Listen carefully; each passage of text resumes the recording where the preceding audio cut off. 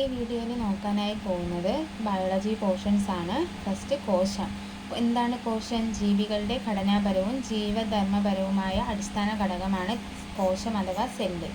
ജീവികളുടെ ഘടനാപരവും ജീവധർമ്മപരമായ അടിസ്ഥാന ഘടകമാണ് കോശം അഥവാ സെല്ലെന്ന് പറയുന്നത്. എല്ലാ ജീവശരീരവും എന്താണ്? കോശ നിർമ്മിതമാണ്. എല്ലാ ജീവശരീരവും എന്താണ്? കോശ നിർമ്മിതമാണ്. കോശത്തെക്കുറിച്ചുള്ള പഠനമാണ് സൈറ്റോളജി. കോശത്തെക്കുറിച്ചുള്ള പഠനത്തെ വിളിക്കുന്ന പേരെന്താണ്? സൈറ്റോളജി എന്നാണ്. കോശത്തെക്കുറിച്ചുള്ള പഠനം എന്താണ്? സൈറ്റോളജിയാണ്. സെൽ എന്ന ലാറ്റിൻ പദത്തിന് അർത്ഥം എന്താണ്? ചെറിയ മുറി എന്നാണ്. ചെറിയ മുറി. സെൽ എന്ന ലാറ്റിൻ പദത്തിന് അർത്ഥം എന്താണ്? ചെറിയ മുറി എന്നാണ്. കോശ സിദ്ധാന്തം ആവിഷ്കരിച്ചത് ആരാണ്?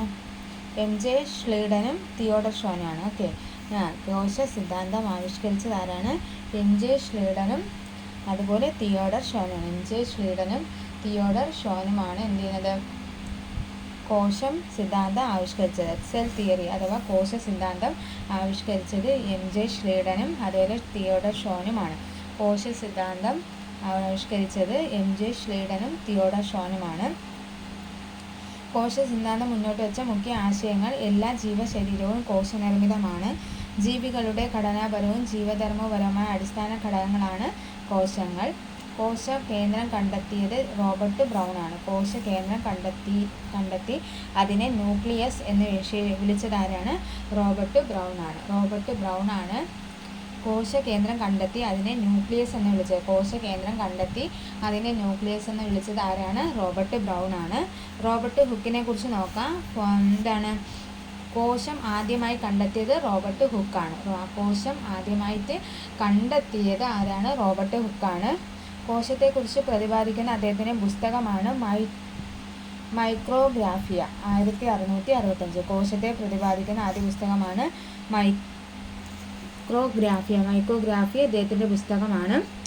ലളിതമായൊരു മൈക്രോസ്കോപ്പിൻ്റെ സഹായത്താൽ ആദ്യമായി കോശങ്ങളെ നിരീക്ഷിച്ചത് ആരാണ്? റോബർട്ട് ഹുക്കാണ്. ലളിതമായ ഒരു മൈക്രോസ്കോപ്പിൻ്റെ സഹായത്താൽ ആദ്യമായി കോശങ്ങളെ നിരീക്ഷിച്ചത് ആരാണ്?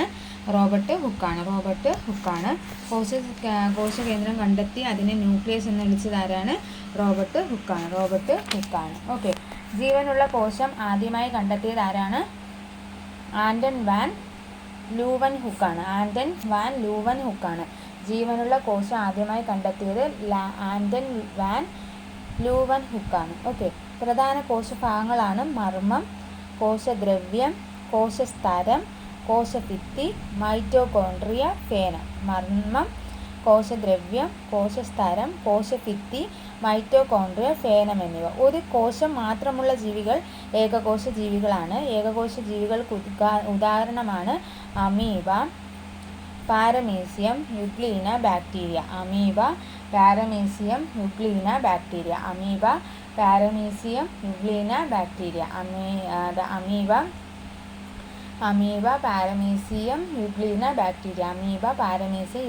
ബാക്ടീരിയ. ഏകകോശ ജീവികൾക്ക് ഉദാഹരണമാണ് അമീബ, പാരമീസിയം, യുഗ്ലീന, ബാക്ടീരിയ. രണ്ടോ അതിലധികമോ കോശങ്ങളുള്ള ജീവികളാണ് ബഹുകോശ ജീവികൾ.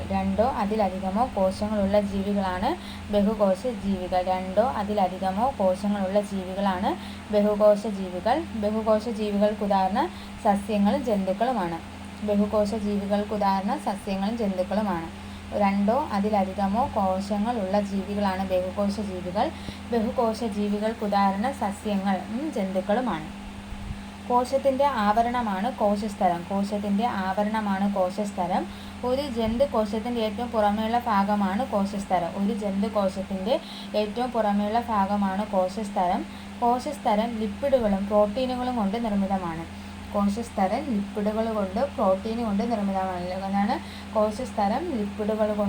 അതുപോലെ പ്രോട്ടീനുകൾ കൊണ്ട് നിർമ്മിതമാണ്. കോശസ്തരത്തിൻ്റെ ഫ്ലൂയിഡ് മൊസൈക്ക് മാതൃക മുന്നോട്ട് വെച്ച ശാസ്ത്രജ്ഞൻ സിംഗർ നിക്കോൾസൺ ആണ്. ഓക്കെ, കോശസ്തരത്തിൻ്റെ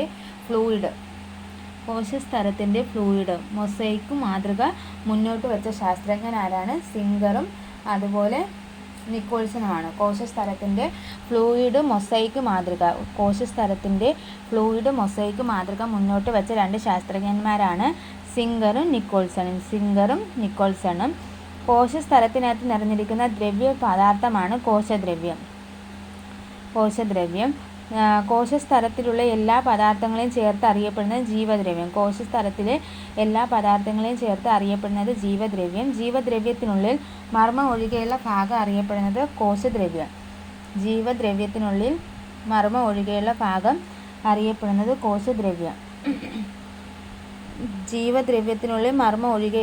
അറിയപ്പെടുന്നത് കോശദ്രവ്യം. ഒരു സസ്യകോശത്തിൻ്റെ ഏറ്റവും പുറമേയുള്ള ഭാഗം കോശഭിത്തി. കോശഭിത്തി നിർമ്മിച്ചിരിക്കുന്ന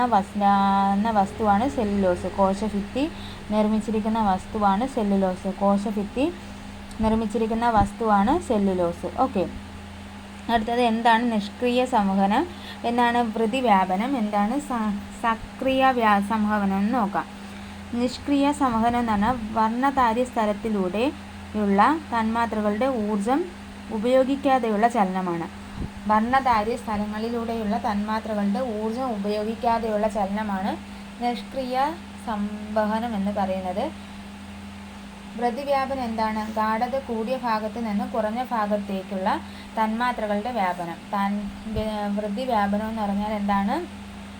ഗാഢത കൂടിയ ഭാഗത്ത് നിന്നും കുറഞ്ഞ ഭാഗത്തേക്കുള്ള തന്മാത്രകളുടെ വ്യാപനം. സക്രിയ സംവഹനം എന്താണ്? ഗാഢത കുറഞ്ഞ ഭാഗത്ത് നിന്ന് കൂടിയ ഭാഗത്തേക്ക് പ്രതിവ്യാപനം ഗാഢത കൂടിയ ഭാഗത്ത് നിന്ന് കുറഞ്ഞ ഭാഗത്തേക്കുള്ള ജല തന്മാത്രകളുടെ വ്യാപനവും. സക്രിയ സംവഹനം എന്ന് പറഞ്ഞാൽ ഗാഢത കുറഞ്ഞ ഭാഗത്ത് നിന്ന് കൂടിയ ഭാഗത്തേക്കുള്ള പദാർത്ഥങ്ങളുടെ സംവഹനമാണ്. ഇത്തരത്തിലുള്ള സംവഹനത്തിൽ ഊർജ്ജം അഥവാ ATP തന്മാത്രകൾ. സക്രിയ സംവിധാനത്തിന് ഊർജ്ജം ആവശ്യമാണ്, നിഷ്ക്രിയ സംവഹനത്തിന് ഊർജ്ജം ആവശ്യമില്ല. മറ്റേത് ഗാഢത കൂടിയിടത്തു നിന്നും കുറഞ്ഞിടത്തേക്കാണെങ്കിൽ ഈ സക്രിയ സംവഹനം കുറഞ്ഞിടത്തു നിന്നും കൂടിയിടത്തേക്കാണ് പ്രവഹിക്കുന്നത്. അടുത്തത് കോശാംഗങ്ങൾ. ജീവധർമ്മങ്ങളുടെ നിർവഹണത്തിനായി കോശദ്രവ്യത്തിൽ കാണപ്പെടുന്ന സവിശേഷ ഘടകങ്ങളാണ് കോശാംഗങ്ങൾ അഥവാ സെൽ ഓർഗൻസ് എന്ന് പറയുന്നത്. ജീവധർമ്മങ്ങളുടെ നിർവഹണത്തിനായി കോശദ്രവ്യത്തിൽ കാണപ്പെടുന്ന സവിശേഷ ഘടകങ്ങളാണ് കോശാംഗങ്ങൾ. കോശങ്ങൾ തമ്മിലും കോശാംഗങ്ങളും കോശദ്രവ്യവും തമ്മിലുള്ള പദാർത്ഥ വിനിമയം നിയന്ത്രിക്കുന്നത് ജീവസ്തരങ്ങളാണ്. കോശങ്ങൾ തമ്മിലും കോശാംഗങ്ങളും കോശദ്രവ്യവും തമ്മിലുള്ള പദാർത്ഥ വിനിമയം നിയന്ത്രിക്കുന്നത് ആരാണ്? ജീവസ്തരങ്ങളാണ്. കോശങ്ങൾ തമ്മിലും കോശാംഗങ്ങളും കോശദ്രവ്യവും തമ്മിലുള്ള പദാർത്ഥ വിനിമയം നിയന്ത്രിക്കുന്നത് ജീവസ്തരങ്ങളാണ്. കോശത്തെ സമീപ കോശങ്ങളിൽ നിന്ന് വേർതിരിക്കുന്ന ഭാഗം സ്തരാവരണമാണ്.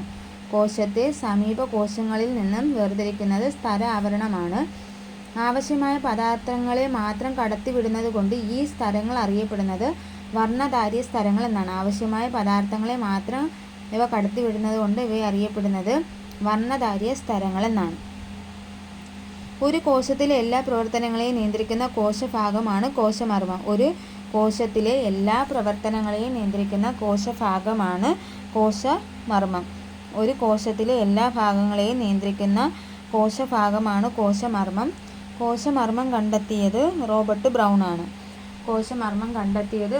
ബ്രൗൺ ആണ്. ഒരു കോശത്തിലെ എല്ലാ ഭാഗങ്ങളെയും നിയന്ത്രിക്കുന്ന കോശഭാഗമാണ് കോശമർമ്മം.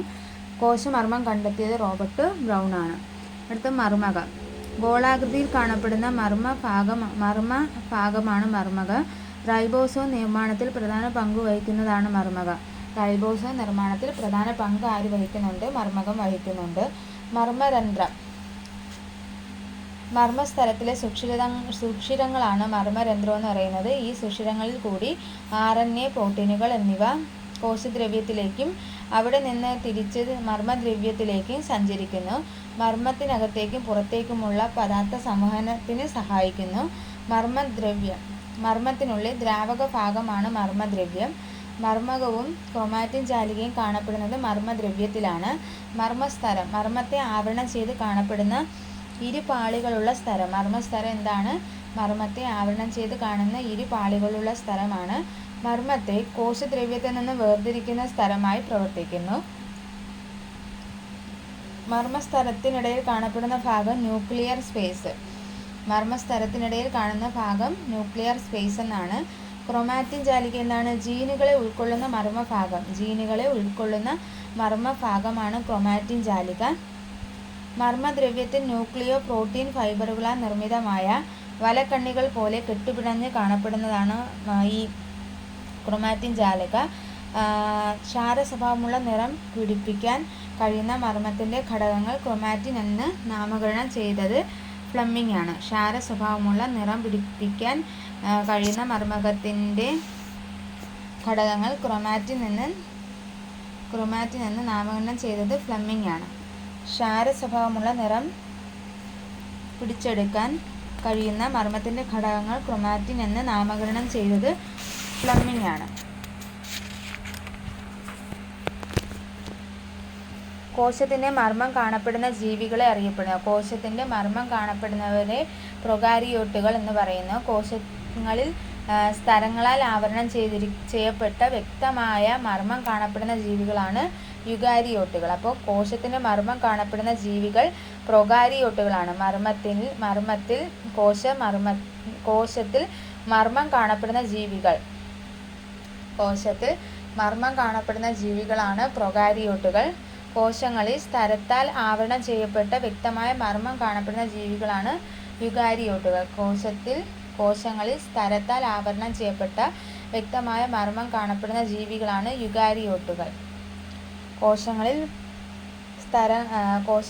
സ്തരത്താൽ ആവരണം ചെയ്യപ്പെട്ട വ്യക്തമായ മർമ്മം കാണപ്പെടുന്ന ജീവികളാണ് യുകാരിയോട്ടുകൾ. കോശങ്ങളിൽ സ്തരത്താൽ ആവരണം ചെയ്യപ്പെട്ട വ്യക്തമായ മർമ്മം കാണപ്പെടുന്നവയാണ് യുകാരിയോട്ടുകൾ. പ്രൊകാരിയോട്ടുകൾക്ക് ഉദാഹരണം ബാക്ടീരിയ, സയനോബാക്ടീരിയ, മൈക്കോപ്ലാസ്മ. യുകാരിയോട്ടുകൾക്ക് ഉദാഹരണം അമീബ, ജന്തുക്കൾ, സസ്യങ്ങൾ എന്നിവയാണ്.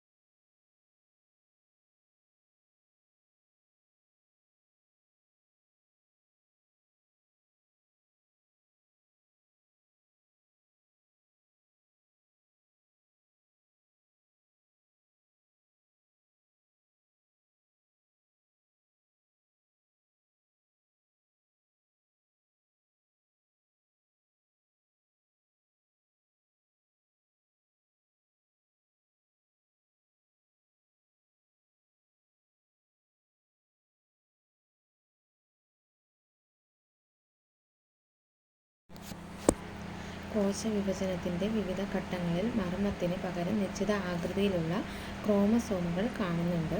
ക്രൊമാറ്റിനിൽ DNA ബേസിൻ പ്രോട്ടീനുകളായ ഹിസ്റ്റോണുകളും ഹിസ്റ്റോണുകളല്ലാത്ത കുറച്ച് പ്രോട്ടീനുകളും RNAയിലും അടങ്ങിയിരിക്കുന്നു. അപ്പോൾ എന്താണ് ക്രൊമാറ്റിനിൽ DNAയും ബേസിക് പ്രോട്ടീനുകളായ ഹിസ്റ്റോണുകളും ഹിസ്റ്റോണുകളല്ലാത്ത കുറച്ച് പ്രോട്ടീനുകളും RNAയിൽ എന്ത് ചെയ്യപ്പെടുന്നുണ്ട്, കാണപ്പെടുന്നുണ്ട്. ഒരു മനുഷ്യനിൽ ഏകദേശം 2 മീറ്ററോളം നീളമുള്ള DNA തന്തുക്കളും 46 ക്രോമസോമുകളായിട്ട് വിന്യസിച്ചിരിക്കുന്നു. ഒരു മനുഷ്യ ശരീരത്തിൽ അല്ലെങ്കിൽ ഒരു മനുഷ്യ കോശത്തിൽ ഏകദേശം 2 മീറ്ററോളം നീളമുള്ള DNA തന്തുക്കൾ 46 ക്രോമസോമുകളായിട്ട് വിന്യസിച്ചിരിക്കുന്നു. ഓരോ ക്രോമസോമിലും കോശവിഭജന സമയത്ത് മാത്രം കാണപ്പെടുന്ന പ്രാഥമിക ഇടുക്കാണ് സെൻട്രോമിയർ. എന്താണ് സെൻട്രോമിയർ? ഓക്കെ. അപ്പോൾ എന്താണ് സെൻട്രോമിയർ? ഓരോ ക്രോമസോമിലും കോശവിഭജന സമയത്ത് കാണപ്പെടുന്ന പ്രാഥമിക ഇടുക്ക്. ഓരോ ക്രോമസോമിലും കോശവിഭജന സമയത്ത് കാണപ്പെടുന്ന പ്രാഥമിക ഇടുക്കിനെയാണ് സെൻട്രോമിയർ. എന്താണ് സെൻട്രോമിയർ എന്ന് പറയുന്നത്? ഈ സെൻട്രോമിയറിൻ്റെ ഇരുവശങ്ങളിലായി കാണുന്ന ഡിസ്ക് പോലുള്ള ഭാഗങ്ങളാണ് കൈനറ്റോകോറുകൾ. എന്താണ് കൈനറ്റോകോറുകൾ? സെൻട്രോമിയറിൻ്റെ ഇരുവശങ്ങളിലായി കാണുന്ന ഡിസ്ക് പോലുള്ള ഭാഗങ്ങളാണ് എന്ത്? കൈനറ്റോകോറുകൾ എന്ന് പറയുന്നത്. ഓക്കെ. അപ്പം ഈ സെൻട്രോമിയറും കൈനറ്റോകോറുകളും മറന്നുപോകുന്നത് വളരെ ഇമ്പോർട്ടൻ്റ് ആണ്.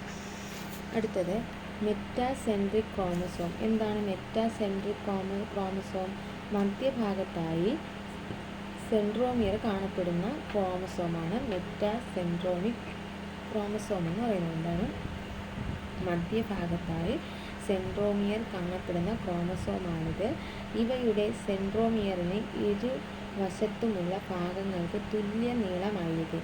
ഇവയുടെ സെൻട്രോമിയറിന് ഇരുവശവുമുള്ള ഭാഗങ്ങൾക്ക് തുല്യ നീളമായിരിക്കും. ഇവയുടെ സെൻട്രോമിയറിന് ഇരുവശത്തുമുള്ള ഭാഗങ്ങൾക്ക് തുല്യ നീളമായിരിക്കും. അതാണ് മെറ്റാസെൻട്രിക് ക്രോമസോം എന്ന് പറയുന്നത്. ഇനി സബ് മെറ്റാസെൻട്രിക് ക്രോമസോം. എന്താണ് സബ് മെറ്റാസെൻട്രിക് ക്രോമസോം? എന്താണ്? മധ്യഭാഗത്ത് നിന്ന് കുറച്ച് അകലെയായി സെൻട്രോമിയർ കാണപ്പെടുന്ന ക്രോമസോം. മധ്യഭാഗത്ത് നിന്ന് കുറച്ച് അകലെയായി സെൻട്രോമിയർ കാണപ്പെടുന്ന ക്രോമസോമാണ്. മധ്യഭാഗത്ത് നിന്ന് കുറച്ച് അകലെയായി സെൻട്രോമിയർ കാണപ്പെടുന്ന ക്രോമസോമാണ് സബ് മെറ്റാസെൻട്രിക് ക്രോമസോം എന്ന് പറയുന്നത്. ഇവയ്ക്ക് ഒരു ചെറിയ ഭാഗവും ഒരു വലിയ ഭാഗവും ഉണ്ടാകും. അപ്പോൾ ഇവയ്ക്ക് എന്തുണ്ടാവും? ഒരു ചെറിയ ഭാഗവും വലിയ ഭാഗവും ഉണ്ടാകും. അക്രോസെൻട്രിക് ക്രോമസോം. എന്താ അക്രോസെൻട്രിക് ക്രോമസോം? അഗ്രഭാഗത്തിന്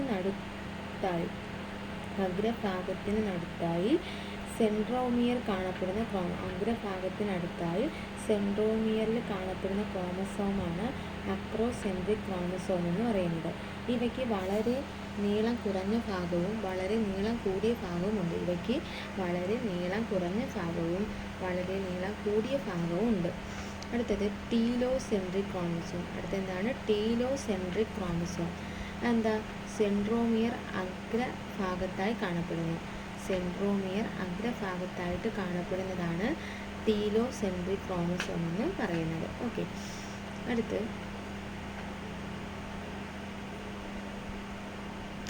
മൈറ്റോകോൺട്രിയ. എന്താണ് മൈറ്റോകോൺട്രിയ?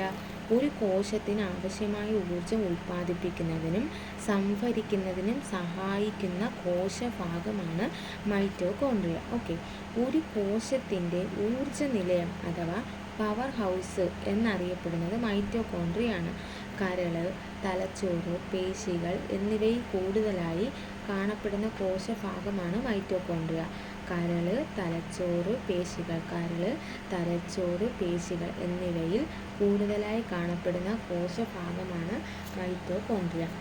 മൈറ്റോകോൺട്രിയയെ ആവരണം ചെയ്തിരിക്കുന്ന ഇരട്ട സ്തരം മൈറ്റോകോൺട്രിയയുടെ ഉൾഭാഗത്തെ 2 ജലീയ അറകളായി തിരിക്കുന്നു. മൈറ്റോകോൺട്രിയയെ ആവരണം ചെയ്തിരിക്കുന്ന ഇരട്ട സ്തരം മൈറ്റോകോൺട്രിയയുടെ ഉൾഭാഗത്തെ 2 ജലീയ അറകളായി തിരിക്കുന്നു. ആന്തര അറയിൽ മാട്രിക്സ് നിറഞ്ഞിരിക്കുന്നു. ഈ മൈറ്റോകോൺട്രിയയുടെ ആന്തര അറയിലാണ് എന്ത് നിറഞ്ഞിരിക്കുന്നത്? മാട്രിക്സ് നിറഞ്ഞിരിക്കുന്നത്. ഓക്കെ, ആന്തരസ്തരത്തിൽ നിന്നും മാട്രിക്സിലേക്ക് കാണപ്പെടുന്ന ഉൾമടക്കുകളാണ് ക്രിസ്റ്റകൾ. ആന്തരസ്തരത്തിൽ നിന്നും മാട്രിക്സിലേക്ക് കാണപ്പെടുന്ന ഉൾമടക്കുകളാണ് എന്ത്? ക്രിസ്റ്റകൾ എന്ന് പറയുന്നത്. അടുത്തത്, വായു ശ്വസനം നടക്കുന്നത് മൈറ്റോകോൺട്രിയയിൽ വെച്ചായിട്ടാണ്. എന്താണ്? വായു ശ്വസനം നടക്കുന്നത് എവിടെ വെച്ചാണ്? മൈറ്റോകോൺട്രിയയിൽ വെച്ചിട്ടാണ്. അടുത്ത് അന്തർദ്രവ്യജാലിക അല്ലെ, അന്തർദ്രവ്യജാലിക. കോശത്തിനുള്ളിൽ എൻഡോപ്ലാസ്മിക് റെറ്റിക്കുലം എന്ന് പറയും. കോശത്തിനുള്ളിൽ പദാർത്ഥ സംവഹനം നടത്തുന്ന കോശഭാഗമാണ് അന്തർദ്രവ്യജാലിക. കോശത്തിനുള്ളിൽ പദാർത്ഥ സംവഹനം നടത്തുന്നതാണ് അന്തർദ്രവ്യജാലിക എന്ന് പറയുന്നത്. കോശത്തിനുള്ളിലെ സഞ്ചാരപാത എന്ന് അറിയപ്പെടുന്നത് ഈ അന്തർദ്രവ്യജാലികയാണ്. അപ്പോൾ എന്താണ്? കോശത്തിനുള്ളിലെ സഞ്ചാരപാത എന്ന് അറിയപ്പെടുന്ന ഏതാണ്? അന്തർദ്രവ്യജാലികയാണ്. കോശത്തിന് ദൃഢതയും ആകൃതിയും നൽകുന്നത് എന്താണ്? അന്തർദ്രവ്യജാലികയാണ്. കോശത്തിന് ദൃഢതയും ആകൃതിയും നൽകുന്നത് ഏതാണ്? അന്തർദ്രവ്യജാലികയാണ്. കോശാസ്ഥികൂടം എന്ന് അറിയപ്പെടുന്നത് അന്തർദ്രവ്യജാലികയാണ്. കോശാസ്ഥികൂടം എന്നറിയപ്പെടുന്നത് എന്താണ്? ഈ അന്തർദ്രവ്യജാലികയാണ്. അന്തർദ്രവ്യജാലികയുടെ ഉൾഭാഗം എന്തെന്നറിയപ്പെടുന്നു? ലുമിനൽ ഭാഗം. അന്തർദ്രവ്യജാലികയുടെ ഉൾഭാഗം അറിയപ്പെടുന്നത് എന്താണ്? ലുമിനൽ ഭാഗം എന്നാണ്. അന്തർദ്രവ്യജാലികയുടെ പുറം ഭാഗം എന്തെന്നറിയപ്പെടുന്നു? കോശദ്രവ്യ. അന്തർദ്രവ്യജാലികയുടെ പുറം ഭാഗം കോശദ്രവ്യമെന്നും അകം ഭാഗം ലുമിനൽ ഭാഗമെന്നും അറിയപ്പെടുന്നു. ലുമിനൽ ഭാഗവും കോശദ്രവ്യവും മറന്നു പോകരുത്. അടുത്ത് കോശകേന്ദ്രം കണ്ടുപിടിച്ചതാരാ? റോബർട്ട് ബ്രൗൺ ആണ്. 1831. സസ്യകോശം കണ്ടുപിടിച്ചതാരാ? MJ ഫ്ലീഡൻ ആണ്. 1838. ഇനി ജന്തുകോശം കണ്ടുപിടിച്ചതാരാണ്? തിയോഡർ ഷോൺ ആണ്. 1839. നിലവിലുള്ള കോശങ്ങളിൽ നിന്ന് പുതിയവ രൂപം കൊള്ളുന്നു. എന്ത് ചെയ്യുന്നു? നിലവിലുള്ള കോശങ്ങളിൽ നിന്ന് പുതിയവ രൂപം കൊള്ളുന്നു. അത് കണ്ടുപിടിച്ചതാരാണ്? റുഡോൾഫ് വിർഷോയാണ്. 1858. ബാഹ്യപ്രതലത്തിൽ റൈബോസോമുകൾ കാണപ്പെടുന്ന അന്തർദ്രവ്യജാലികയാണ് പരിപരുത്ത അന്തർദ്രവ്യജാലിക. അപ്പോൾ ബാഹ്യതലത്തിൽ റൈബോസോമുകൾ കാണപ്പെടുന്ന അന്തർദ്രവ്യജാലിക ഏതാണ്? പരിപരുത്ത അന്തർദ്രവ്യജാലികയാണ്. മധ്യഭാഗത്തിൽ റൈബോസോമുകൾ കാണപ്പെടുന്ന അന്തർദ്രവ്യജാലിക ഏതാണ്? അത് മിനുസ അന്തർദ്രവ്യജാലികയാണ്. ബാഹ്യതലത്തിൽ റൈബോസോമുകൾ കാണപ്പെടുന്ന അന്തർദ്രവ്യജാലികയാണ് മിനുസ അന്തർദ്രവ്യജാലിക എന്ന് പറയുന്നത്. RER സാധാരണയായി മാംസസംശ്ലേഷണ സ്രവിക്കൽ ഏർപ്പെടുന്ന കോശങ്ങളിൽ കാണപ്പെടുന്നത് RER എന്താണ്? സാധാരണയായി മാംസ്യ സംശ്ലേഷണ സ്രവിക്കൽ എന്നിവയിൽ ഏർപ്പെടുന്ന കോശങ്ങളിൽ കാണപ്പെടുന്നതാണ്. ലിപ്പിഡുകളുടെ സംശ്ലേഷണം നടത്തുന്ന പ്രധാന കോശാംഗമാണ് SER. ജന്തുകോശങ്ങളിൽ ലിപ്പിഡുകളെ പോലുള്ള സ്റ്റിറോയിഡ് ഹോർമോണുകളെ ഇവ എന്ത് ചെയ്യുന്നുണ്ട്? നിർമ്മിക്കുന്നുണ്ട്. അപ്പോൾ ലിപ്പിഡുകളുടെ സംശ്ലേഷണം നടത്തുന്ന പ്രധാന കോശാംഗമാണ് SER. ജന്തുകോശത്തിൽ ലിപ്പിഡുകളെ പോലുള്ള സ്റ്റിറോയിഡ് ഹോർമോണുകളെ ഇവ എന്ത് ചെയ്യുന്നുണ്ട്? ഉൽപ്പാദിപ്പിക്കുന്നുണ്ട്. അടുത്ത് റൈബോസോം എന്ന ചെറുതരികളായിട്ടുള്ള കോശാംഗങ്ങളെ ആദ്യമായി മൈക്രോസ്കോപ്പിലൂടെ നിരീക്ഷിച്ചതാരാണ്? ജോർജ് പലാഡെയാണ് എന്ത് ചെയ്യുന്നത്? റൈബോസോം എന്ന ചെറുതരികളായിട്ടുള്ള കോശാംഗങ്ങളെ ആദ്യമായിട്ടും മൈക്രോസ്കോപ്പിലൂടെ എന്ത് ചെയ്തത്? നിരീക്ഷിച്ചത് ആരാണ്? ജോർജ് പലാഡെയാണ്. 1953. റൈബോസോമുകൾ നിർമ്മിച്ചിരിക്കുന്നത് റൈബോ ന്യൂക്ലിക് ആസിഡുകളും പ്രോട്ടീനുകളും കൊണ്ടാണ്. ഓക്കെ, റൈബോസോമിന് സ്തര ആവരണമില്ല. സ്തര ആവരണമില്ല. ഓരോ റൈബോസോമിനും വലുതും ചെറുതുമായ 2 ഉപയൂണിറ്റുകളുണ്ട്. അപ്പോൾ എന്താണ്? ഓരോ റൈബോസോമിനും വലുതും ചെറുതുമായ 2 ഉപയൂണിറ്റുകളുണ്ട്. കോശത്തിലെ മാംസ്യ നിർമ്മാണ കേന്ദ്രം എന്നറിയപ്പെടുന്നത് ഏതാ? അത് റൈബോസോമാണ്. കോശത്തിലെ മാംസ്യ നിർമ്മാണ കേന്ദ്രമാണ് റൈബോസോം. മനുഷ്യ ശരീരത്തിലെ പ്രോട്ടീൻ ഫാക്ടറി എന്നറിയപ്പെടുന്നതും ഏതാണ്? റൈബോസോമാണ്. മനുഷ്യ ശരീരത്തിലെ പ്രോട്ടീൻ ഫാക്ടറി എന്നറിയപ്പെടുന്നത് എന്താണ്? ഈ റൈബോസോമാണ്. എൻഡോപ്ലാസ്മിക് റെറ്റിക്കുലത്തോട് ചേർന്നോ കോശദ്രവ്യത്തെ സ്വതന്ത്രമായോ എന്ത് ചെയ്യുന്നുണ്ട്? ഇവ കാണപ്പെടുന്നുണ്ട്. അപ്പോൾ ഈ റൈബോസോം എൻഡോപ്ലാസ്മിക് റെറ്റിക്കുലത്തോട് ചേർന്നോ കോശദ്രവ്യത്തെ സ്വതന്ത്രമായിട്ടോ എന്ത് ചെയ്യുന്നുണ്ട്? കാണപ്പെടുന്നുണ്ട്. അടുത്തത് ഫേനം. ഒറ്റ സ്ഥലത്താൽ പൊതിയപ്പെട്ട് കോശദ്രവത്തിൽ കാണപ്പെടുന്ന അറകളാണ് ഫേനം. അപ്പോൾ ഒറ്റ സ്ഥലത്താൽ കാണപ്പെടുന്നത് ഫേനം. ജലവും ലവണങ്ങളും വിസർജ്യ വസ്തുക്കളൊക്കെ എന്ത് ചെയ്യുന്നുണ്ട്? സംഭരിച്ച് വയ്ക്കുന്നത് ഫേനത്തിലാണ്. ജലവും വിസർജ്യ വസ്തുക്കളൊക്കെ സംഭരിച്ച് വയ്ക്കുന്നത് ഈ ഫേനമാണ്. ഫേനത്തെ ആവരണം ചെയ്യിച്ചിരിക്കുന്ന സവിശേഷ സ്ഥലമാണ് എന്ത്? ടോണോപ്ലാസ്റ്റ്. ഫേനത്തെ ആവരണം ചെയ്തിരിക്കുന്ന ഒരു സവിശേഷ സ്ഥലമാണ് എന്ത് പറയുന്നത്? ടോണോപ്ലാസ്റ്റ്. എന്താണ് ടോണോപ്ലാസ്റ്റ്? സസ്യങ്ങളിൽ കോശത്തിൻ്റെ ഏകദേശം 19% ഭാഗവും ഫേനങ്ങളാണ്. സസ്യങ്ങളിൽ കോശത്തിൻ്റെ ഏകദേശം 90% ഭാഗങ്ങളും എന്താണ്? ഫേനങ്ങളാണ്. സസ്യങ്ങളിൽ വിവിധ തരത്തിലുള്ള അയോണുകളെയും മറ്റു പദാർത്ഥങ്ങളെയും ഫേനത്തിനുള്ളിലേക്ക് കടത്തിവിടാൻ സഹായിക്കുന്നത് ടോണോപ്ലാസ്റ്റാണ്. അപ്പോൾ ടോണോപ്ലാസ്റ്റ് എന്ത് ചെയ്യുന്നുണ്ട്? സസ്യങ്ങളിലെ വിവിധ ഭാഗങ്ങളിലുള്ള അയോണുകളെയും മറ്റു പദാർത്ഥങ്ങളെയും ഫേനത്തിനുള്ളിലേക്ക് കടത്തിവിടാൻ എന്ത് ചെയ്യുന്നുണ്ട്? സഹായിക്കുന്നുണ്ട്. അമീബകളിൽ വിസർജ്യത്തിന് സഹായിക്കുന്ന സങ്കോച ഫേനങ്ങളും ഉണ്ട്. എന്താണ്? അമീബയിൽ വിസർജ്യത്തിന് സഹായിക്കുന്ന സങ്കോച ഫേനമുണ്ട്. പ്രോട്ടിസ്റ്റകളുടെ കോശങ്ങളിൽ ആഹാര കണികകളെ വിഴുങ്ങുന്നത് മൂലം ഭക്ഷണഫേനം ഉണ്ടാകാറുണ്ട്. എന്താണ്? പ്രോട്ടിസ്റ്റുകളുടെ കോശങ്ങളിൽ ആഹാര കണികകളെ വിഴുങ്ങുന്നത് മൂലം ഭക്ഷണഫേനം ഉണ്ടാകാറുണ്ട്. ഓക്കെ. അടുത്തത് ഗോൾഗി കോംപ്ലക്സ്. എന്താ ഗോൾഗി വസ്തുക്കൾ കണ്ടെത്തിയത് ആരാണ്? കാമില്ലോ ഗോൾജിയാണ് ഈ ഗോൾജി വസ്തുക്കൾ കണ്ടെത്തിയത്. ഗോൾജി വസ്തുക്കൾ ഗ്ലൈക്കോപ്രോട്ടീനുകളുടെയും ഗ്ലൈക്കോലിപ്പിഡുകളുടെയും പ്രധാന നിർമ്മാണ കേന്ദ്രമാണ്. അപ്പോൾ ഗോൾഗി വസ്തുക്കൾ എന്താണ്? ഈ ഗ്ലൈക്കോപ്രോട്ടീനുകളുടെയും ഗ്ലൈക്കോലിപ്പിഡുകളുടെയും പ്രധാന നിർമ്മാണ കേന്ദ്രമാണ്. കോശത്തിലെ ട്രാഫിക് പോലീസ് എന്നറിയപ്പെടുന്നത് ആരെയാ? ഈ ഗോൾഗി കോംപ്ലക്സിനെയാണ്. ഓക്കെ. അടുത്ത് രാസാഗ്നികൾ, ഹോർമോണുകൾ, ശ്ലേഷ്മസ്തരം തുടങ്ങിയ കോശദ്രവങ്ങളെ ചെറുസ്തരസഞ്ചികളാക്കിയിരിക്കുന്ന കോശഭാഗം ഏതാണ്?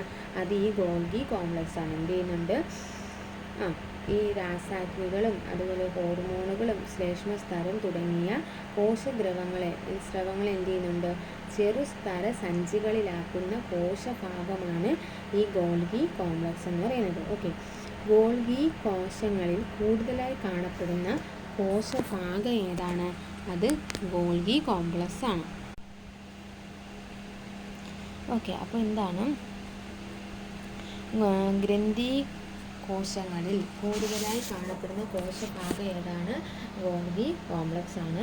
പദാർത്ഥങ്ങളുടെ പാക്കേജിംഗ് ആണ് ഗോൾഗി കോംപ്ലക്സുകളുടെ പ്രധാന ധർമ്മം. പദാർത്ഥങ്ങളുടെ പാക്കേജിംഗ് ആണ് എന്തെന്ന് പറയുന്നത്? ഗോൾഗി വസ്തുക്കളുടെ പ്രധാന ധർമ്മം. മർമ്മത്തിനടുത്തായി ഗോൾഗി സ്തരസഞ്ചികൾ കേന്ദ്രീകൃത രീതിയിലാണ് ക്രമീകരിച്ചിരിക്കുന്നത്. മർമ്മത്തിനടുത്തായി ഗോൾഗി സ്തരസഞ്ചികൾ എന്ത് ചെയ്യുന്നുണ്ട്?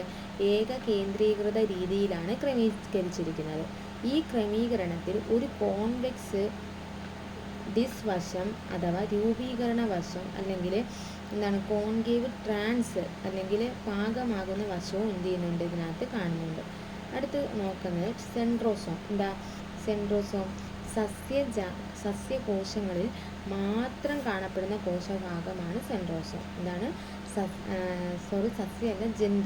ജന്തു കോശങ്ങളിൽ മാത്രം കാണപ്പെടുന്ന കോശാംഗമാണ് സെൻട്രോസോം. കോശവിഭജനത്തിൽ പ്രധാന പങ്ക് വഹിക്കുന്ന സെൻട്രിയോളുകൾ കാണപ്പെടുന്നു. കോശവിഭജനത്തിൽ സഹായിക്കുന്ന സെൻട്രിയോളുകൾ കാണപ്പെടുന്നത് ഈ സെൻട്രോസോമിലാണ്. സിലിണ്ടർ ആകൃതിയിലുള്ള രണ്ട് സെൻട്രിയോളുകൾ ചേർന്നതാണ് സെൻട്രോസോം എന്ന കോശാംഗം ഉണ്ടായിരിക്കുന്നത്. സിലിണ്ടറിക്കൽ ആകൃതിയിലുള്ള രണ്ട് സെൻട്രിയോളുകൾ ചേർന്നാണ് ഒരു സെൻട്രോസോം ഉണ്ടായിരിക്കുന്നത്. സെൻട്രിയോളിൻ്റെ മുൻഭാഗത്ത് മധ്യത്തിലായി കാണപ്പെടുന്ന മാംസ്യ നിർമ്മിത ഭാഗമാണ് ഹബ്ബ്. എന്താണ്? സെൻട്രിയോളിൻ്റെ മുൻഭാഗത്ത് മധ്യത്തിലായി കാണപ്പെടുന്ന മാംസ്യ നിർമ്മിത ഭാഗമാണ് എന്ത്? ഹബ്ബ്. സീലിയയുടെയും ഫ്ലജല്ലയുടെയും ബേസൽ ബോഡി സെൻട്രിയോളുകളാണ്. എന്താണ്? സീലിയയുടെയും ഫ്ലജല്ലയുടെയും ബേസൽ ബോഡി എന്ന് പറയുന്നത് എന്താണ്? സെൻട്രിയോളുകളാണ്. അടുത്തത് ലൈസോസോം. എന്താ ലൈസോസോം? കോശത്തിനുള്ളിൽ പ്രവേശിക്കുന്ന അന്യവസ്തുക്കളെ എന്ത് ചെയ്യുന്നുണ്ട്? വിഴുങ്ങി നശിപ്പിക്കുന്ന കഴിവുള്ളതാണ് ലൈസോസോം എന്ന് പറയുന്നത്. വിഴുങ്ങി നശിപ്പിക്കുന്നതാണ് ലൈസോസോം. ഗോൾഗി വസ്തുക്കൾ പാക്കേജിംഗ് പ്രക്രിയ വഴിയുണ്ടാക്കുന്ന സ്ഥലത്താൽ ചുറ്റപ്പെട്ട ചെറു സഞ്ചികളാണ് ലൈസോസോമുകൾ. എന്താണ്? ഗോൾഗി വസ്തുക്കളിൽ പാക്കേജിംഗ് പ്രക്രിയ വഴിയുണ്ടാകുന്ന സ്ഥലത്താൽ ചുറ്റപ്പെട്ട ചെറിയ സഞ്ചികളാണ് എന്തെന്ന് വിളിക്കുന്നത്? ഈ ലൈസോസോമുകൾ എന്ന് പറയുന്നത്. ഇവ ഏകദേശം എല്ലാത്തരം ദഹന രാസാഗ്നികളാലും എന്ത് ചെയ്യുന്നുണ്ട്? സമ്പുഷ്ടമാണ്. ഇവ ഏകദേശം എല്ലാത്തരം ദഹന രാസാഗ്നികളാലും എന്താണ്? സമ്പുഷ്ടമാണ്. ഇവയ്ക്ക് കാർബോഹൈഡ്രേറ്റുകൾ, പ്രോട്ടീനുകൾ, ലിപ്പിഡുകൾ, ന്യൂക്ലിക് ആസിഡുകൾ എന്നിവയെ ദഹിപ്പിക്കാനുള്ള കഴിവുണ്ട്. ഇവയ്ക്ക് എന്തുണ്ട്? കാർബോഹൈഡ്രേറ്റുകൾ, പ്രോട്ടീനുകൾ, ലിപ്പിഡുകൾ, ന്യൂക്ലിക് ആസിഡുകൾ എന്നിവയെ ദഹിപ്പിക്കാനുള്ള കഴിവ് ഉണ്ട്. കോശത്തിലെ ജീവധർമ്മങ്ങൾ എന്താണെന്ന് നോക്കാം. കോശത്തിലെ ജീവധർമ്മങ്ങൾ പോഷകങ്ങളിൽ നിന്ന് ഊർജം സ്വതന്ത്രമാക്കുന്നു. എന്താണ്? പോഷകങ്ങളിൽ നിന്ന് ഊർജം സ്വതന്ത്രമാക്കുന്നത് ആരാണ്? കോശത്തിലെ ജീവധർമ്മങ്ങളാണ്. ജൈവ തന്മാത്രകളെ നിർമ്മിക്കുന്നുണ്ട്. അന്യവസ്തുക്കളെ പ്രതിരോധിക്കുന്നു. ഇതെല്ലാം കോശത്തിൻ്റെ ജീവപ്രവർത്തനങ്ങളാണ്. എന്തൊക്കെയാണ്? പോഷകങ്ങളിൽ നിന്ന് ഊർജ്ജം സ്വതന്ത്രമാക്കുന്നു, ജൈവ തന്മാത്രകൾ നിർമ്മിക്കുന്നു, അന്യവസ്തുക്കളെ പ്രതിരോധിക്കുന്നു. മനുഷ്യ ശരീരത്തിൽ പ്രധാനപ്പെട്ട കോശങ്ങൾ ഏതൊക്കെയെന്ന് പഠിച്ചു വയ്ക്കാം. നാഡി, പേശി, രക്തകോശങ്ങൾ, അസ്ഥികോശങ്ങൾ. നാഡീകോശങ്ങൾ, പേശികോശങ്ങൾ, അസ്ഥികോശങ്ങൾ, രക്തകോശങ്ങൾ എന്നിവയാണ്. ഇതിൽ സസ്യകോശത്തെക്കുറിച്ച് നോക്കാം. സസ്യകോശങ്ങളിൽ മാത്രം കാണപ്പെടുന്ന കോശാംഗങ്ങളാണ് ജൈവകണങ്ങൾ. സസ്യകോശങ്ങളിൽ മാത്രം കാണപ്പെടുന്ന കോശാംഗങ്ങളാണ് ജൈവകണങ്ങൾ എന്ന് പറയുന്നത്. 3 തരം ജൈവകണങ്ങളാണ് ഉള്ളത്. ഹരിതകണം, വർണ്ണകണം, ശ്വേതകണം. അപ്പം 3 തരം ജൈവകണങ്ങളാണുള്ളത്. ഹരിതകണം, വർണ്ണകണം, ശ്വേതകണം. ഹരിതകണം എന്താ? പ്രകാശ സംശ്ലേഷണം എന്ത് ചെയ്യുന്നുണ്ട്? നിർവഹിക്കുന്നുണ്ട്. ഇനി പൂക്കൾക്കും ഫലങ്ങൾക്കും നിറം നൽകുന്നതാണ് വർണ്ണകണം. ഇനി ശ്വേതകണം എന്താണ്? നിറമില്ലാത്ത ജൈവകണങ്ങളാണ് ശ്വേതകണം. ആഹാരവസ്തുക്കളുടെ സംഭരണം നടക്കുന്ന കോശങ്ങളിൽ കൂടുതലായിട്ട് ഇവ എന്ത് ചെയ്യുന്നുണ്ട്? കാണപ്പെടുന്നുണ്ട്. പാകമാകുന്നതിനനുസരിച്ച് ഫലങ്ങളിൽ ഹരിതകണങ്ങൾ വർണ്ണകണങ്ങളായിട്ട് മാറുന്നു. പാകമാകുന്നതിനനുസരിച്ച് ഇവ എന്ത് ചെയ്യുന്നു? ഫലങ്ങളിലെ ഹരിതകണങ്ങൾ വർണ്ണകണങ്ങളായിട്ടാണ് എന്ത് ചെയ്യുന്നത്? പിന്നീട് മാറുന്നു. അടുത്ത് ശരീരകോശത്തിലെ കോശവിഭജനമാണ് ക്രമഭംഗം. ശരീരകോശത്തിലെ കോശവിഭജനമാണ് എന്ത് പറയുന്നത്? ക്രമഭംഗം. ശരീരകോശങ്ങളിലെ കോശവിഭജനമാണ് ക്രമഭംഗം. പ്രത്യുൽപാദന കോശത്തിലെ കോശവിഭജനമാണ് ഊനഭംഗം. പ്രത്യുൽപാദന കോശത്തിലെ കോശവിഭജനമാണ് ഊനഭംഗം. കോശവിഭജന ഫലമായി ഉണ്ടാകുന്ന കോശമാണ് പുത്രികാകോശം. പുത്രികാകോശം. ക്രമഭംഗത്തിലെ പുത്രികാകോശങ്ങൾ 2ആണ്. ക്രമഭംഗത്തിലെ പുത്രികാകോശങ്ങൾ 2ഉം ഊനഭംഗത്തിലെ പുത്രികാകോശങ്ങൾ 4ഉമാണ്. ക്രമഭംഗത്തിലെ പുത്രികാകോശങ്ങൾ 2ഉം ഊനഭംഗത്തിലെ പുത്രികാകോശങ്ങൾ എത്രയുമാണ്? 4ഉമാണ്. പ്രൊകാരിയോട്ടിൽ നടക്കുന്ന കോശവിഭജനം ഏതാണ്? ക്രമഭംഗമാണ്. പ്രൊകാരിയോട്ടിൽ നടക്കുന്ന കോശവിഭജനം ഏതാണ്? ക്രമഭംഗമാണ്. പ്രൊകാരിയോട്ടിൽ നടക്കുന്ന കോശവിഭജനം ഏതാണ്? ക്രമഭംഗമാണ്. യുകാരിയോട്ടിൽ നടക്കുന്ന കോശവിഭജനം ഏതാണ്? ക്രമഭംഗം അല്ലെങ്കിൽ ഊനഭംഗം. പ്രൊകാരിയോട്ടിൽ ക്രമഭംഗവും യുകാരിയോട്ടിൽ ക്രമഭംഗവും എന്താണ്? ഊനഭംഗവും സംഭവിക്കാം. അടുത്ത് കോശശ്വസനം. കോശത്തിനുള്ളിൽ വച്ച് ഗ്ലൂക്കോസിൽ നിന്നും ഊർജം സ്വതന്ത്രമാകുന്ന പ്രക്രിയയാണ് കോശശ്വസനം. എന്താണ് കോശശ്വസനം? അതായത് കോശത്തിനുള്ളിൽ വച്ച് ഗ്ലൂക്കോസിൽ നിന്നും ഊർജം സ്വതന്ത്രമാകുന്ന പ്രക്രിയയാണ് കോശശ്വസനം എന്ന് പറയുന്നത്. കോശശ്വസന ഫലമായി നിർമ്മിക്കപ്പെടുന്ന ഊർജം ATP. കോശശ്വസന ഫലമായി നിർമ്മിക്കപ്പെടുന്ന ഊർജമാണ് ATP. ATP എന്ന് പറഞ്ഞാൽ എന്താ? Adenosine triphosphate. കോശത്തിൻ്റെ എനർജി കറൻസി എന്നറിയപ്പെടുന്നത് ATP ആണ്. കോശത്തിൻ്റെ എനർജി കറൻസി എന്നറിയപ്പെടുന്നത് എന്താണ്? ATP ആണ്. ATP നിർമ്മാണത്തിന് ആവശ്യമായത് നൈട്രജനും ഫോസ്ഫറസുമാണ്. എന്തിനാവശ്യം? ഈ ATP നിർമ്മാണത്തിന് ആവശ്യം. ഒരു കോശശ്വസനത്തിൻ്റെ ഫലമായി ഒരു ഗ്ലൂക്കോസ് തന്മാത്രയിൽ നിന്ന് സ്വതന്ത്രമാകുന്ന ATP തന്മാത്രകളുടെ എണ്ണം 30 ആണ്. എത്രയാണ്? 30 ആണ്. കോശശ്വസനത്തിൽ ഒന്നാം ഘട്ടമാണ് ഗ്ലൈക്കോസിസ്. വളരെ ഇമ്പോർട്ടൻ്റ് ആണ്. കോശശ്വസനത്തിൽ ഒന്നാം ഘട്ടമാണ് ഗ്ലൈക്കോസിസ്. ഓക്സിജൻ്റെ അഭാവത്തിലാണ് ഈ ഗ്ലൈക്കോസിസ് നടക്കുന്നത്. ഓക്സിജൻ്റെ അഭാവത്തിലാണ് ഈ കോശശ്വസനം നടക്കുന്നത്. അപ്പോൾ അതാണ് ഗ്ലൈക്കോസിസ്. കോശദ്രവ്യത്തിൽ വച്ച് ഗ്ലൂക്കോസ് വിഘടിച്ച് പൈറൂവിക് ആസിഡായി മാറുന്ന പ്രക്രിയയാണ് ഗ്ലൈക്കോസിസ്. എന്താണ്? കോശദ്രവ്യത്തിൽ വച്ച് ഈ ഗ്ലൂക്കോസ് വിഘടിച്ച് എന്തെയ്യുന്നു? പൈറൂവിക് ആസിഡായി മാറുന്നതാണ് ഗ്ലൈക്കോസിസ് എന്ന് പറയുന്നത്. ഗ്ലൈക്കോസിസിലൂടെ ലഭ്യമാകുന്ന ATP തന്മാത്രകളുടെ എണ്ണം എത്രയാണ്? 2 ആണ്. ഗ്ലൈക്കോസിസിലൂടെ ലഭ്യമാകുന്ന ATP തന്മാത്രകളുടെ എണ്ണം എത്രയാണ്? 2 ആണ്. ഗ്ലൈക്കോസിസിലൂടെ ലഭ്യമാകുന്ന ATP തന്മാത്രകളുടെ എണ്ണം എത്രയാണ്? 2 ആണ്. ഗ്ലൈക്കോസിസിലൂടെ ലഭ്യമാകുന്ന ATP തന്മാത്രകളുടെ എണ്ണം എത്രയാണ്? 2 ആണ്. കോശദ്രവ്യത്തിൽ വച്ച് നടക്കുന്ന പ്രവർത്തനം ഏതാണ്? ഗ്ലൈക്കോസിസ് ആണ്. കോശദ്രവ്യത്തിൽ വച്ച് നടക്കുന്ന പ്രവർത്തനം ഏതാണ്? ഗ്ലൈക്കോസിസ് ആണ്. കോശദ്രവ്യം ഗ്ലൈക്കോസിസ്. ഇനി കോശത്തിൻ്റെ രണ്ടാം ഘട്ടമാണ് ക്രബ്സ് പരിവർത്തി. ഓക്കെ. 28 ATP തന്മാത്രകൾ ലഭിക്കുന്നു. ഓക്കെ. ഗ്ലൈക്കോസിസിൽ 2ഉം ക്രബ്സ് പരിവർത്തിയിൽ 28 ATP തന്മാത്രകളുമാണ് ലഭിക്കുന്നത്. ഓക്സിജൻ ആവശ്യമാണ്. ക്രബ്സ് പരിവർത്തിക്ക് ഓക്സിജൻ ആവശ്യമാണ്. ഗ്ലൈക്കോസിസിൽ ഓക്സിജൻ ആവശ്യമില്ല.